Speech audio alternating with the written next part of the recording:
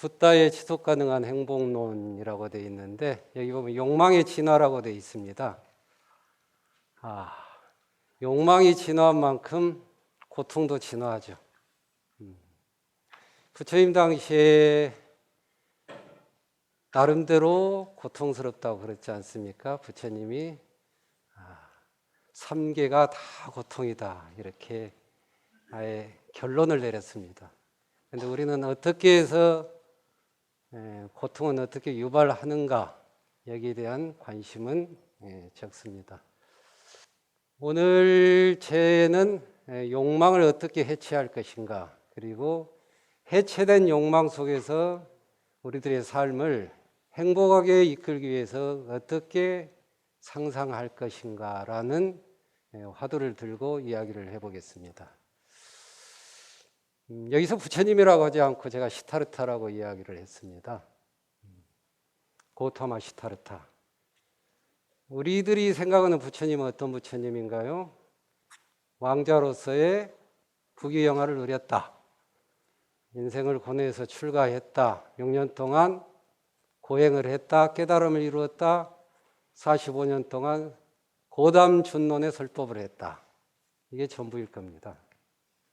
근데 우리가 부처님을 이해하는, 서가모니 부처님을 이해하는 가장 확실한 것은 사람들과 함께 살았다입니다. 우리는 2600년 전 부처님을 생각하면은 시간을 거스르기 때문에, 또 부처님이라고 하는 절대 존엄의 그런 명성 때문에 매우 추상적으로 생각합니다. 그러나 늘 삶은 지금 여기 나 우리입니다. 고타마 시타르타도 마찬가지로 그 당시에 지금 여기 시타르타 주변을 감싸고 있는 모든 사람들, 그리고 사회 구성원들, 브라만, 크샤트리아, 바이샤, 슈드라로 나누어진 그런 계급의 모순사회, 그리고 남녀의 차별이 심한 양성 불평등의 사례, 인류 역사의 최대의 고통이고 욕망의 직접적인 투사인 이 계급의 불평등, 신분의 불평등, 그리고 양성의 불평등, 그 시대를 시타르타가 사람들과 함께 살았다. 여기에서 우리는 시타르타 부처님을 이해하고 어떻게 삶의 고뇌를 극복하고 복된 세상을 이뤘는가, 여기서 우리는 시작을 해야 됩니다. 자, 시타르타의 시선, 방향을 잘못 잡은 사람들이 너무 많다, 이렇게 시타르타는 봤던 겁니다. 방향을 잘못 잡았다. 아까 고미숙 선생님께서 질문하라고 그랬죠. 질문. 시타르타가 부처가 될 수 있던 이유는 질문을 했던 겁니다. 질문 이전에 통찰을 했죠. 왜 이렇게 인간은 서로 싸우고 살까? 왜 투쟁하고 살까? 왜 신분은 불평등하게 이루어지고 있을까?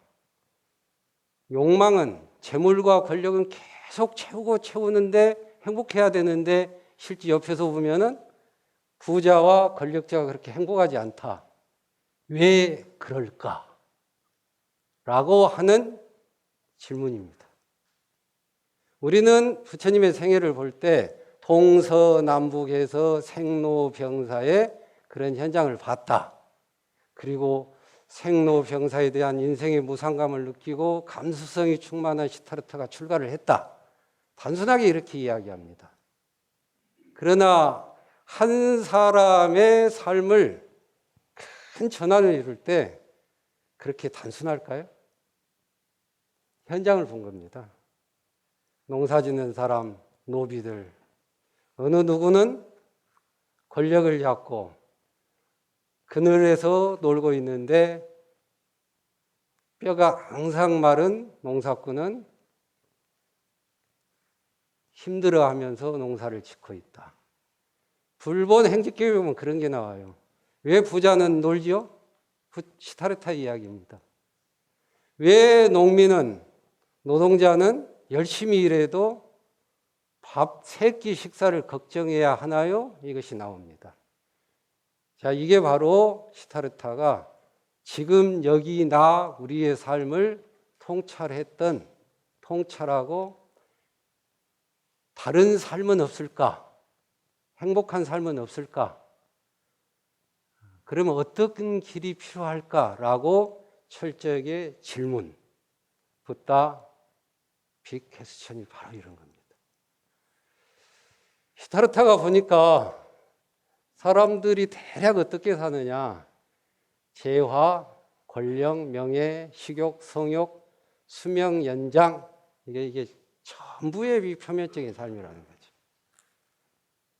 여러분이 아시다시피 시타르타 일생이란 건 참 호합한 환경이었잖아요. 그런데 호합한 환경에 사는 지금 여기 그 사람들을 그 당대에 보니까 서 그렇게 행복한 것 같지가 않아요. 오늘날도 마찬가지 아닙니까? 굉장히 잘 나가는 사람들. 그런 사람들 옆에서 많이 보면은 그렇게 행복하지 않고 늘 걸어가는 뒷모습이 허허하기만 하죠. 허전하기만 하죠. 시타르타라고 볼 때 이러한 재화, 권력, 명예, 식욕, 성욕, 명예욕 이런 모든 것들을 가득 움켜쥐고 사는 사람들을 보니까 이건 외피다. 겉옷을 입고 있구나. 겉옷 속에 진짜 나의 모습이 억압되고 있구나. 왜곡되고 있구나. 굴절되고 있구나. 더 나아가서 이게 변질되고 변용돼서 투사하고 있구나. 자, 윤회라고 하는 것이 이 생에서 살다 죽고 다음 생에 태어난다. 생태적인 삶의 사이클일까요? 윤회라고 하는 것은 지금 늘 여기에서 악순환이 바로 윤회인 겁니다. 그래서 이러한 잘못된 욕망들은 첫째 살펴보니까 시타르타가 살펴보니까 첫째 그 자신이 진실로 행복하고 있지 않더라는 거죠. 두 번째는 그러한 욕망에 여기서 말하는 욕망을 정의하겠습니다. 흔히들 그렇습니다. 욕망하면은 스님 밥 먹고 살아야 되는데요. 옷 입고 살아야 되는데요. 자식 교육시켜야 되는데요. 지금 욕망 없이 어떻게 사나요? 이렇게 말합니다. 자, 이러한 삶의 조건을 위해서 그러한 밑바탕에 무엇을 하고자 하는 그 욕망을 시타르타는 배제한 게 아닙니다. 여기서 이제 욕망을 저는 욕탐으로 바꾸겠습니다. 도덕적이지 못하고 윤리적이지 못하고 그리고 자기 자신의 심성을 오염시키고 파괴시키고 그리고 다른 사람을 힘들게 하는 그런 욕탐. 자, 그런 욕탐들이 어느 게 있나요? 자, 살생이죠. 살생이 극대화되면 뭐가 됩니까? 전쟁이죠. 폭력이죠. 살생과 폭력을 왜 하나요? 국가와 민족들이, 부족들이 왜 싸우나요? 단순하죠? 많이 먹으려고 그러는 거죠. 그래서 부처님께서 인간이 싸우는 것은 딱 2가지라고 그랬어요. 첫째, 수행자들이 싸우는 것은 당대. 수행자들이 싸우는 것은 견해 차이로 싸운다 이렇게 됐어요. 요즘은 사상, 이념, 종교적 신념, 삶의 방식 이런 거 가지고 문화적 차이 이렇게 싸운다는 거겠죠. 세간 일반 사람들은 먹이 갖고 싸운다. 우리 얼마나 많이 싸웁니까? 드라마 보면은 대부분 보면 드라마가 거창하게 포장된 것 같지만은 그야말로 먹이 싸움, 사랑 싸움이죠. 권력 명예도 따지고 보면 저 좀 봐주세요. 제가 이런 사람입니다. 라고 하는 사랑 싸움의 다름 아닙니다. 그러니까 여러분들이 그 가정에서 이렇게 알콩달콩 싸우는 이 싸우면 굉장히 건강한 거예요. 그냥 가볍게 토닥토닥 싸우는 것은 매우 건강한데, 이것들이 이제 우리 사회에서 과다한 권력과 명예와 어떤 독점적인 그것을 소유하려고 하면 그것이 이제 바로 갈등의 요인이 됩니다. 여튼 이런 욕탐들은 도덕과 윤리에 반하고 다른 사람에게 피해를 입히고 자기 심성에 후유증을 남기는, 심각한 후유의 고통을 남기는 이러한 욕망들은 결국 자기 자신을 파멸시키고 우리 사회 구성원들의 생태계를 망친다는 것이죠. 자, 그래서 욕탐은 이만큼 위험한 겁니다. 자, 시타르트가 살펴보니까 욕탐은 뭘까? 욕탐은 이제 부도덕하고 비윤리적인 것도 있지만은 사람들이 멈출 줄 모른다. 첫째, 욕탐의 위험한 것은 길을 잘못 들었다. 요즘 그런 말을 하죠. 속도가 아니라 방향이라고 해요. 방향 잘못 잡고 나서 열심히 산다고 하는 사람들이 있습니다. 저는 열심히 산다는 말에 크게 동의하지 않고 좋게 보지 않습니다. 왜 열심히 살아요? 레드킨의 법칙을 아십니까? 붉은 여왕의 법칙. 이상한 나라 앨리스 행간이 나오죠. 막 뜁니다. 뛰는데 목적지에 도달할 수 없어요. 왜 그럴까요?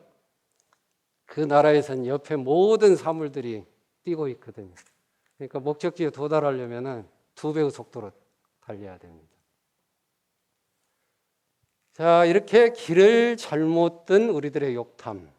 또 하나, 설사 길을 잘 들었더라도 멈출 줄 모르는 욕탐입니다.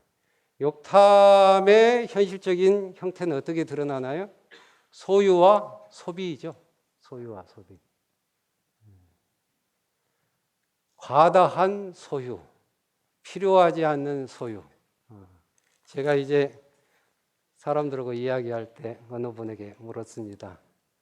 제가 일찍 출가를 했기 때문에 참 못 해본 게 많습니다. 초등학교, 중학교 학부모 회의를 못 가봤어요. 넥타이를 못 매봤고 청바지를 또 못 입어봤더라고요. 아는 분 청바지 몇 벌 몇 개 있으세요 했거든요. 청바지 몇 개 가지고 계세요? 5개밖에 안 돼요. 저 뒤에 분은요? 없어요? 청바지 한 30개 이상 가지고 계신 분. 이래서 이게 불교 강의에 어려움이 있습니다. 다른 데 오면 이게 30벌, 20벌 이게 나와야 되는데 이게 불교 강의 오신 분들은 좀 특수하신 분들이에요. 근데 이렇게 많은 소유와 소비가 왜 소유하고 소비할까라고 생각을 해보면은 여기서 우리는 이 욕탐이라고 하는 것을 너 이게 욕심 많으면 안 돼. 단순하게 욕심이 많은 그 현상에만 치우쳐가지고 욕심 많은 그 현상만 원망합니다. 그러나 그 원인을 살펴야죠. 부처님의 늘 가르침은 현실의 결과를 한번 싹 보고 그것이 왜 일어나는가 원인을 살피잖아요.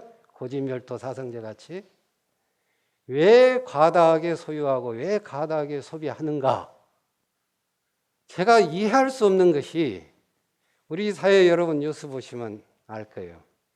60대, 70대 드신 분들이 학력도 대단하고 사회적 권력도 아주 대단한 스펙을 지녔고 평생 먹고 살 재화와 돈들이 가득한데도 그리고 우리가 늘 보는 것이 부정부패하고 부정한 돈 받고 부당하게 권력에 개입해가지고 나중에 60, 70 먹어가지고 다 징벌을 당하는 그런 것을 영역이 보면서도 우리 사회는 어떻습니까? 학력과 권력과 재물과 모든 것을 가진 60대, 70대 생각해 보면은 60대, 70대에서 이제 앞으로 살아갈 수명을 한번 계산해 보십시오. 그렇게 하면 욕탐을 부릴 이유가 없잖아요. 그런데 끊임없이 그렇게 범죄가 일어나죠. 그럼 우리는 그 사람 욕심이 많은 사람이라고 단순히 이야기합니다. 욕탐이. 그러나 그 이면에는 인간 존재, 밑바닥에 있는 존재의 아주 슬프고 어두운 그 바탕이 있는 거예요. 그건 뭘까요? 허무입니다. 이 존재 자체가 허무한 거예요. 이 우주의 배열이라고 하는 것은 골고루 섞여져 있어요. 골고루. 그래서 그렇게 권력에 탐닉하는 사람들은 60, 70, 80 먹어서도 그렇게 비리를 저지르고 갖춰지면서도 비리를 저지른 사람들은 뭐냐? 자기 존재 증명을 하기 위해서 그렇습니다. 내가 현재 이만한 권력이 있어. 그리고 끊임없이 누가 나에게 청탁했을 때 거기서 느끼는 쾌감과 자기의 이상들. 부당하고 공정하지 못한 그리고 부도덕한 소유와 소비, 권력, 명예를 탐착하는 것은 바로 존재 의미를 거기서 찾는다. 그러니까 이것을 이제 타는 목마름. 자, 불교 경전을 읽어보신 분들은 가래라는 표현 들어보셨죠? 이게 뭡니까? 타는 목마름이죠. 자, 그렇다면 이제 욕탐이라고 하는 게 얼마나 문제인가를 생각할 때 흔히 저에게 묻는 것이 종교라고 하는 테두리 속에서 욕망은 무조건 나쁜 것이다. 생각해보지도 않고 욕망에 대해서 주눅이 들려 있어요. 그러면서 심지어 이렇게도 묻습니다. 스님 수행하셔가지고 깨달음 이루는 것도 이루려고 하는 것도 욕망 아닙니까? 욕심 아닙니까? 이래요. 너무 공부가 나가셨습니다. 여러분들은. 그러면은 한번 생각해 보세요. 내가 행복을 느끼는 것, 즐거움을 느끼는 것, 생의 감동과 희열을 느끼는 것, 사랑으로 전율하는 것, 이런 것들은 뭘까요? 분명히 지금 여기서 안이비설 신의를 가지고 색성향 위촉법을 대하는 바로 내 현 존재입니다. 여러분, 부처와 중생이 어떻게 같고 어떻게 다를까요? 우리는 이제 아주 익숙하게 일체 중생이 다 부처의 성품을 가지고 있다. 그러니까 너무 좋은 것 같아요. 근데 현실로 들어가 보면은 이게 또 아니거든요. 자, 부처와 중생이 어떻게 같은가? 중생은 어떻게 부처로 전환될 수 있는가? 번뇌와 욕탐에 찌들려서 삶의 의미를 잃어버리고 자초하고 있는 인간은 어떻게 행복의 길로, 사랑의 길로, 품격 있는 인생의 길로 전환할 수 있을까의 근거를 한번 찾아봅시다. 그 이전에 나의 생각이라고 하는 거, 앞에 형용사 붙이지 마십시오. 어떠한 형용사 붙이지 마시고, 감각, 의도, 무엇을 하겠다 하는 그것이 유죄일까요, 무죄일까요, 여러분? 이걸 생각해 보세요. 시타르타, 서가모니 부처님도 안이비설신이 눈, 귀, 코, 혀, 몸 생각을 가지고 있죠? 예수도 가지고 있죠? 자, 눈, 귀, 코, 혀, 몸 생각을 가진 사람은 살아가면서 어때요? 마주함이죠. 마주치죠. 무엇을 보아야 되고, 무엇을 듣고, 무엇을 냄새 맡고, 무엇을 음식을 맛보고, 감촉, 촉감하고, 그리고 무언가를 끊임없이 분별, 사유하죠. 이것은 지금 현재 있는 우리 중생과 서가모니 부처님이 그렇게 그러한 구조는 같습니까? 틀립니까? 같은 거죠. 그렇게 똑같이 되어 있어요. 그 다음에 하나, 나와 부처님이 산을 봤다, 돈을 보았다, 산을 보고 돈을 보고 했을 때 저게 산이다 돈이다라고 판단하고, 이 판단하는 것은 같습니까 틀립니까? 여기서 여러분이 헷갈려요. 상식적으로 답하세요. 야, 저건 돈이다, 저건 산이다, 저건 꽃이다. 저기 환경미화원 보시죠. 환경미화원이 그다음에 눈으로 환경미화원을 보고 환경 쓰레기를 치우시는 분이다라고 하는 이 판단은 우리와 부처가 같습니까 틀립니까? 같죠. 자, 여기까지입니다. 여기까지. 자, 그러면 이제 여기에서 부처와 중생이 갈라집니다. 달라진 결정적인 계기가 있어요. 부처와 중생은 똑같이 눈, 귀, 코, 몸, 생각을 가지고 있고 그 대상인 색성향 미촉법을 가지고 있습니다. 그리고 무언가를 정확히 판단하고 인지합니다. 그런데 여기에서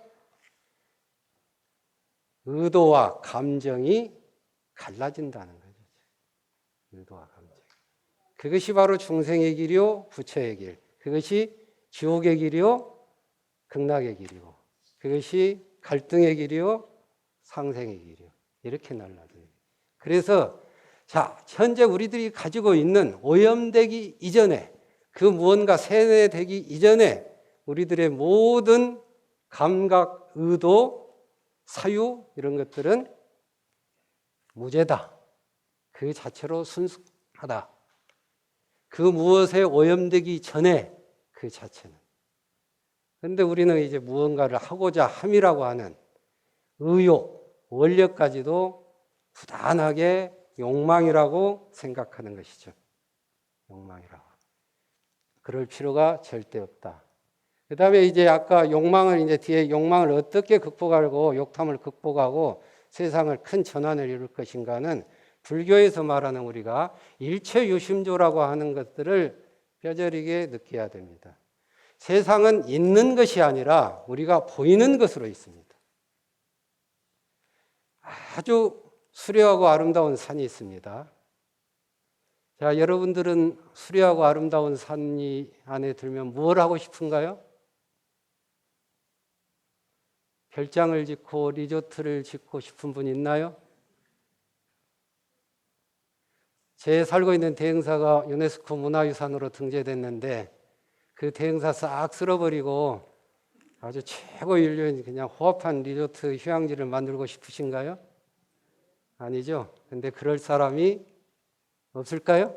있을 수도 있습니다. 화가는 산을 보면 그림의 대상으로 보이죠. 스님네는 저기다 어떻게 톡을 한번 지어볼까? 자, 이 세상의 모든 것들은 있는 거 그대로 있는 것이 아니라 우리들이 보는 대로 있습니다. 보는 대로. 그래서 우리는 욕탐을 해체하고 새로운 즐거움과 새로운 행복을 상상하고 건설할 수 있는 바로 기반이 일체 유심조에 있다는 것을 생각해 보십시오. 욕망이 진화한 만큼 고통도 진화하는 거죠. 고통의 끊임없는 탄생. 부처님이 사고, 팔고 이야기했지 않습니까? 사고가 뭡니까? 생, 노, 병, 사죠. 그 다음에 4개가 더 붙여집니다. 뭔가요? 애별리고, 원증애고, 구부득고, 오음선거죠. 애별리고, 원증애고가 뭡니까? 늘 내가 좋아하는 것만, 좋아하는 것을만 가지고 살 수 없는 거, 원증애고, 싫은 사람 안 만났으면 좋겠는데 늘 맞닥뜨려야 되는 고통들, 이 인간관계의 갈등이죠. 쉽게 말해서 인간관계의 갈등. 구부득고가 뭡니까? 뭘 그냥 구하고 싶은데 내 마음대로 안 구해지는 거. 페라가모, 에르메스, 누이비통, 이거 좀 가지고 싶은데 나는 왜 이게 없지? 이렇게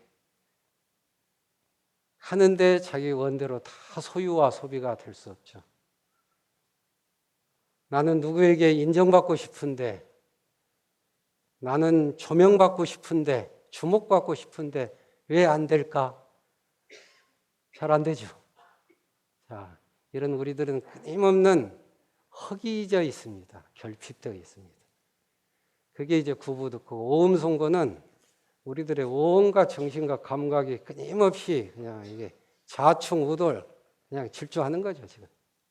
자, 그런데 그런 것의 밑바탕에는 뭔가요? 무엇을 많이 소유하고 무엇을 소비하고 싶다.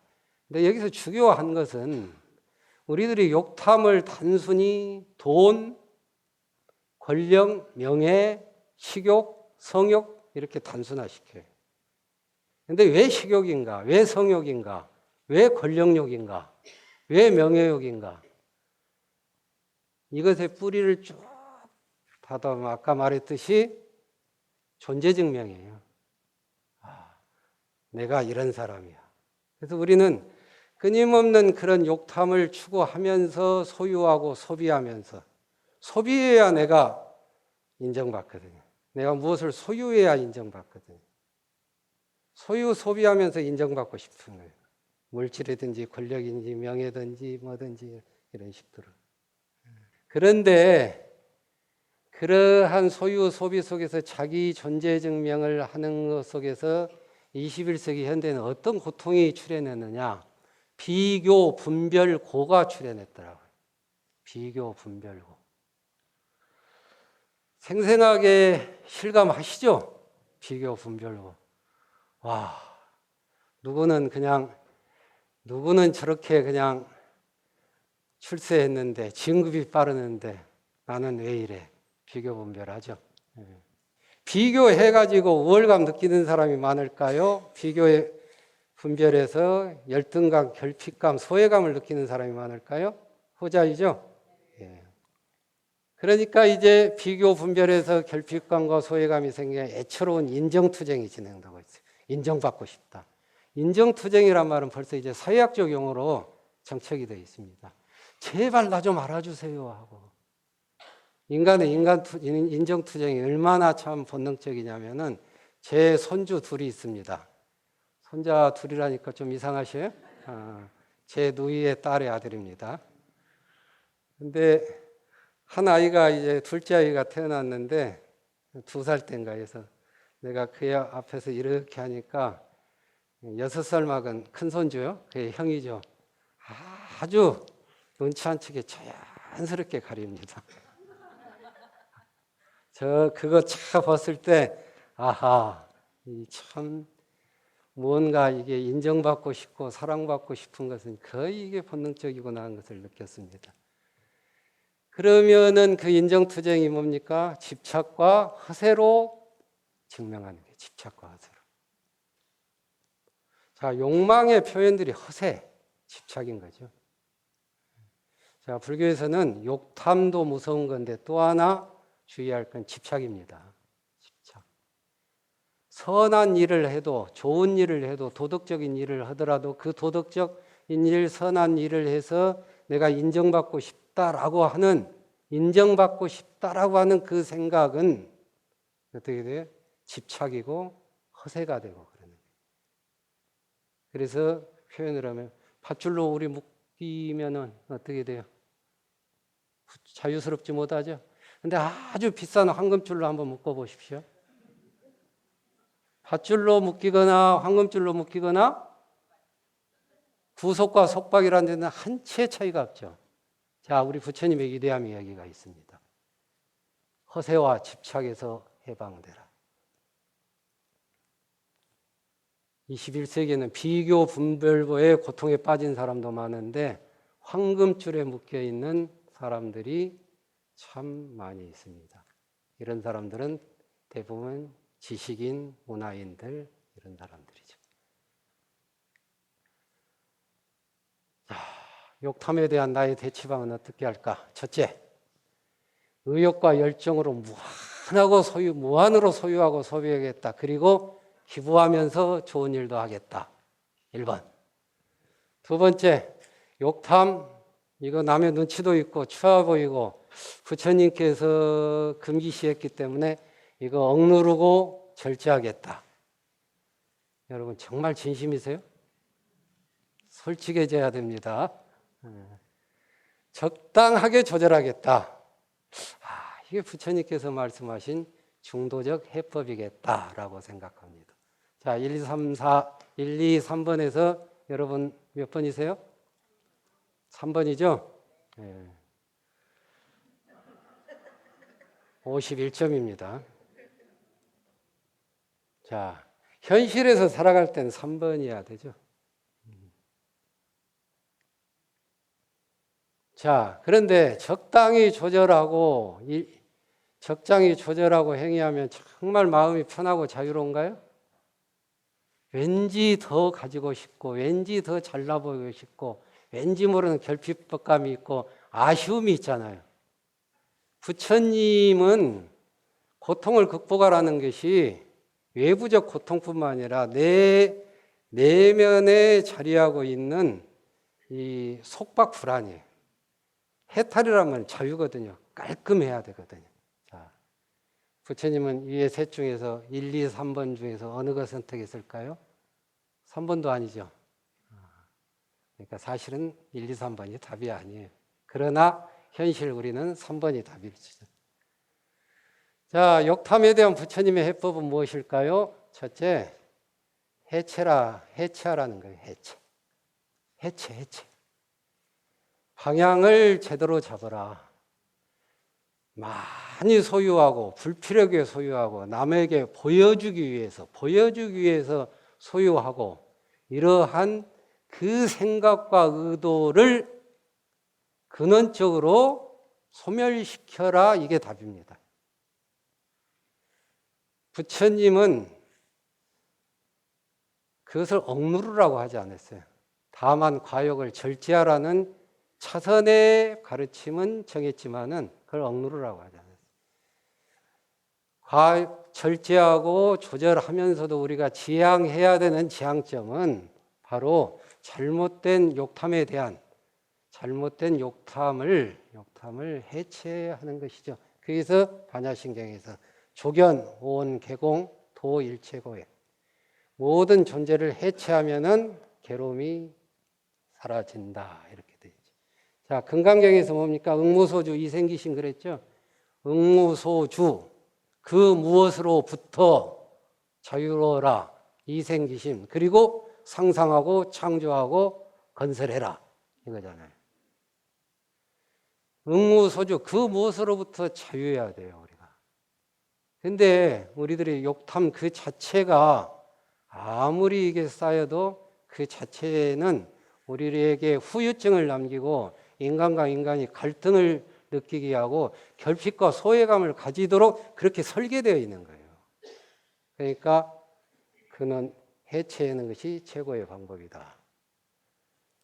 자, 그리고 이제 해체의 자유, 그 다음에 내 삶을 경험하는 상상, 이게 있습니다.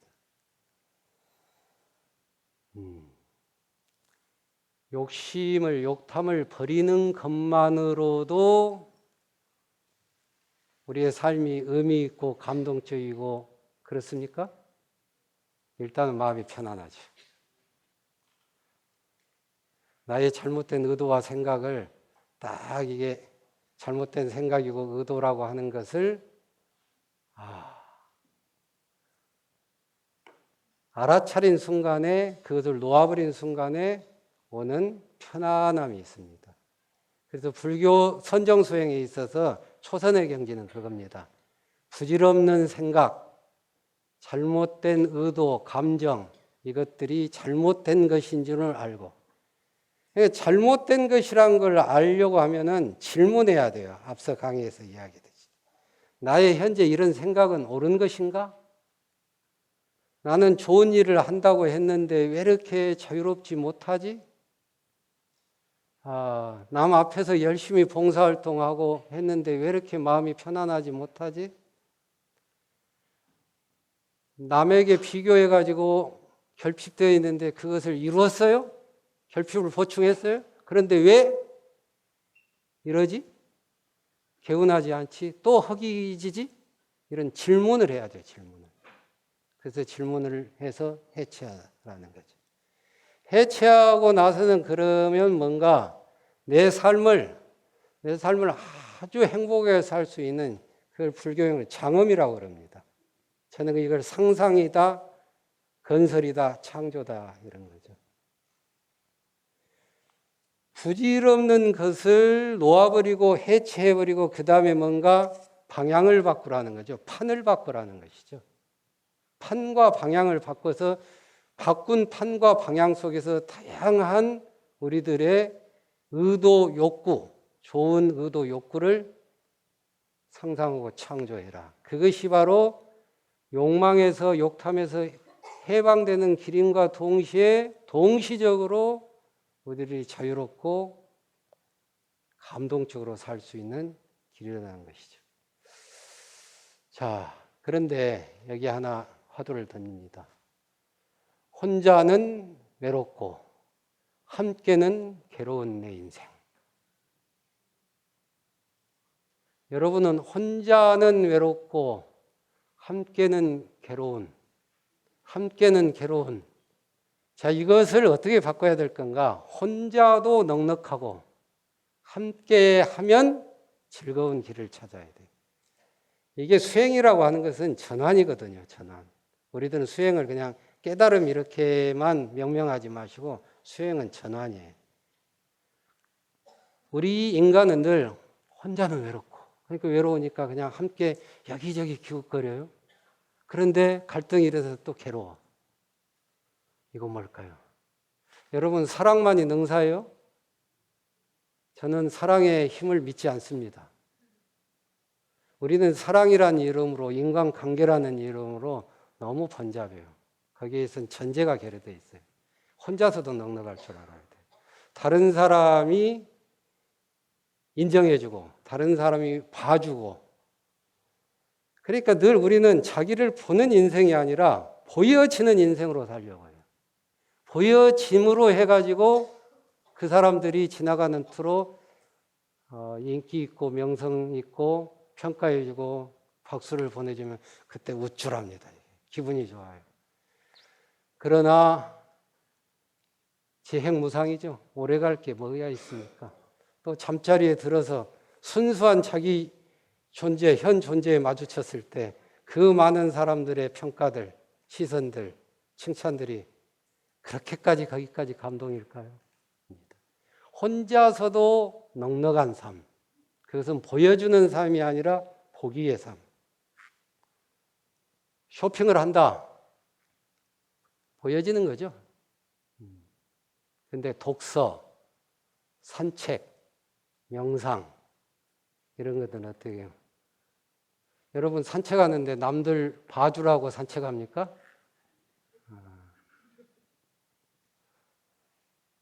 그렇죠? 자, 늘 자기 내면을 바라보기, 보기. 그래서 자족할 줄 하느님. 응무소주 이생심 다른 것에 아무런 시선과 평가와 칭찬이 없더라도 순수한 자기의 즐거움의 거리와 대면해서 하는 혼자서도 혼자서도 넉넉한 힘을 키워야만이 그 힘으로 다른 사람과의 관계도 즐거운 거예요. 이 인간이 타고난 것은 배율입니다. 배율. 이성이 있고 감정이 있고 이러듯이 침묵할 때 침묵하고 대화할 때 대화하고 움직일 때 움직이고 가만히 있을 때 가만히 있고 이 세상은 모든 것에 배율로 됐는데 이 배율에 있어서 배율이 무너뜨지면 내 삶에 불균형이 일어나는 거예요. 그렇기 때문에 여럿이 어울려서 살려고 한다면 가장 중요한 것은 혼자서도 넉넉한 삶의 거리를 찾아라는 겁니다. 자, 그 다음에 즐거움의 판을 바꾸자.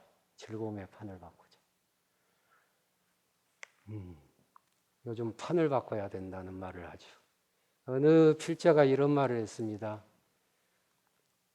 음식점에 갔는데 짜장면에서 벌레가 나왔다. 그래서 물리고 다시 우동을 주세요 했더만 우동에서도 다른 이물질이 나왔다. 다시 짬뽕을 시켰는데 거기서도 그렇다. 이러면 계속 메뉴를 바꿔야 될까요? 음식점을 바꿔야 될까요? 음식점이죠. 자, 이렇게 판을 바꿀 필요가 있다는 거죠. 그래서 저는 욕탐에 대해서 주눅들지 말고, 욕탐이라고 하는 것이 내가 재밌다, 느낌이 좋다, 다른 사람한테 보여진다, 내가 그냥 인정받고 있다라는 존재증명, 인정투쟁의 판이라고 한다면은 이 즐거움의 판을 바꾸자. 즐거움을 어떻게 해서 내가 즐거울 것인가. 저는 환경 문제도 생태 문제도 그렇다고 봅니다. 환경 문제에 제일 답은 인생이 삶의 즐거울 거리를 바꿔야 되는 겁니다. 많이 과다하게 불필요하게 많이 소유하고 즐겁다, 그 판에서 이 정도만 가지고도 내 인생 즐거워라고 하는 그런 즐거움의 판이 바꿔져야 된다는 거죠. 과다 소유와 과다 소비, 남을 괴롭혀서 오는 쾌감, 남을 착취해서 오는 이 과잉들, 남에게 보여주기 위해서 얻는 쾌감, 이런 쾌감에서 즐거움의 판을 다 바꾸면은 내 삶이, 욕망이 아무런 문제가 되지 않는다. 자, 이런 일이 있었습니다. 제가 대흥사에 살고 있기 때문에 우리 관아에 미황사라는 절이 있습니다. 거기서 한문학당이라고 해서 4, 5, 6학년생들하고 한 20년 전부터 이제 제가 시작을 해서 한문을 가르치고 했는데, 그 수업 중에 한 수업이 아침을 먹고 나서 차를 마시는 겁니다. 아이들이 5인 1조가 돼가지고요. 아주 즐겁게 차를 따라서 마시라고 그랬어요. 애들이 어떨 것 같아요? 차 마시는 시간을 더 달라고 그럽니다. 끊임없이 즐겁게 이야기해요. 근데 애들 스마트폰 다 뺐고 인터넷 다 뺐고 텔레비 없거든요. 그런데 7박 8일 애들이 즐겁답니다. 차를 마시면서 애들이 그렇게 말합니다. 현장에서 들었어요. 야, 이렇게 사는 것도 참 재밌다.